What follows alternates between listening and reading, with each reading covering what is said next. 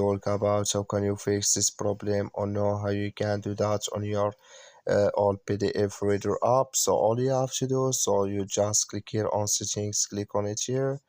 When you just click here on settings, it's going to show for you it's like this here. So then you go down, just keep going down, click here on apps. Then you come to apps list here, and here you're looking for all PDF reader app, or just click on search. Then here add all PDF here reader app is going to show for you like this, click on it.